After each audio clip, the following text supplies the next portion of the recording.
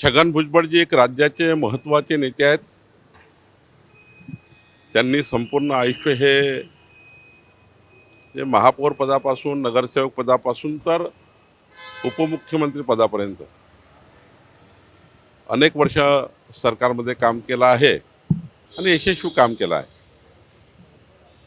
मला या ठिकाणी माननीय मुख्यमंत्री देवेंद्र फडणवीसजी, एकनाथ शिंदेजी आणि खास करून अजितदादाचे अभिनंदन करायचे आहे. त्यांनाही शुभेच्छा द्यायच्या आहे की त्यांनी छगन भुजबळसारख्या एक अत्यंत महत्त्वाच्या ओबीसी समाजाचं नेतृत्व करणाऱ्या एक नेत्याला पुन्हा मंत्रिमंडळात संधी दिली आणि आज 10 वाजता मलाही निरोप आहे शपथविधीचा.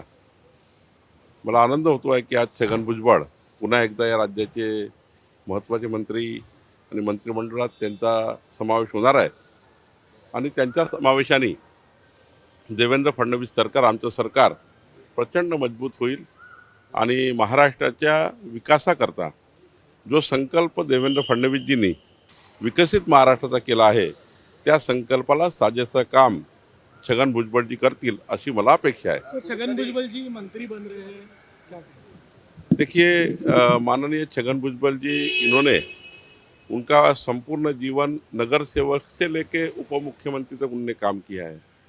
ओबीसी समाज का एक बहुत बड़ा आंदोलन भी वो इस महाराष्ट्र में खड़ा उन्होंने किया था। ओबीसी लीडर के नाम से भी जाने जाते हैं और साथ साथ में माननीय देवेंद्र जी, अजित दादा, एकनाथ शिंदे जी हमारी टीम में माननीय मुख्यमंत्री जी के नेतृत्व में छगन भुजबल जी का समावेश ये महाराष्ट्र के लिए मजबूती देने वाला एक अत्यंत महत्व का विषय है। मैं अजित पवार जी को अभिनंदन करता हूँ, आभार व्यक्त करता हूँ। उन्होंने छगन भुजबल जी को उनके पार्टी से उन्होंने मंत्रिमंडल में समावेश किया, क्योंकि अजित दादा का निर्णय है किसको लेना चाहिए था, किसको नहीं लेना चाहिए था। लेकिन छगन भुजबल जी को लेने से अजित पवार जी ने जिस प्रकार से एक अच्छा काम किया है, मैं उनका आभार व्यक्त करता हूँ। और मुझे विश्वास है कि माननीय देवेंद्र फडणवीस जी की सरकार, हमारी सरकार जो बनी है, ये सरकार ने जो विकसित महाराष्ट्र का संकल्प किया है, वो संकल्प को छगन भुजबल जी पूरी मजबूती के साथ हमें साथ देंगे।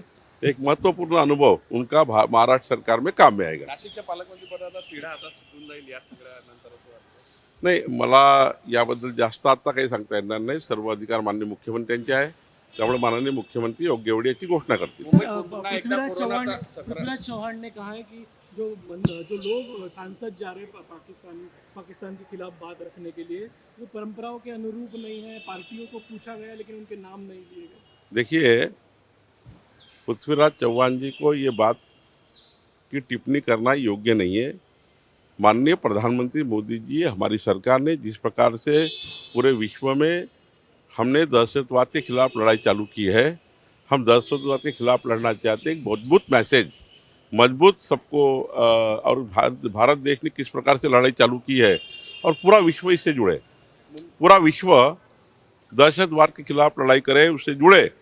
इसके लिए माननीय प्रधानमंत्री जी ने ये सभी पार्टियों को लेने का, साथ में लेने का निर्णय किया है। जैसा महाराष्ट्र में देश में सभी पार्टियों को साथ में लेने का निर्णय माननीय प्रधानमंत्री ने किया है।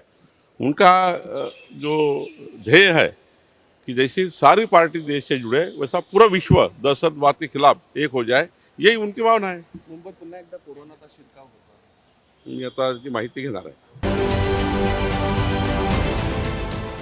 देश विदेशातील प्रत्येक घडामोडींचे लाईव्ह अपडेट मिळवण्यासाठी आता साम टीव्हीच्या सर्व सोशल मीडिया प्लॅटफॉर्मला लाईक, फॉलो आणि सबस्क्राईब करा।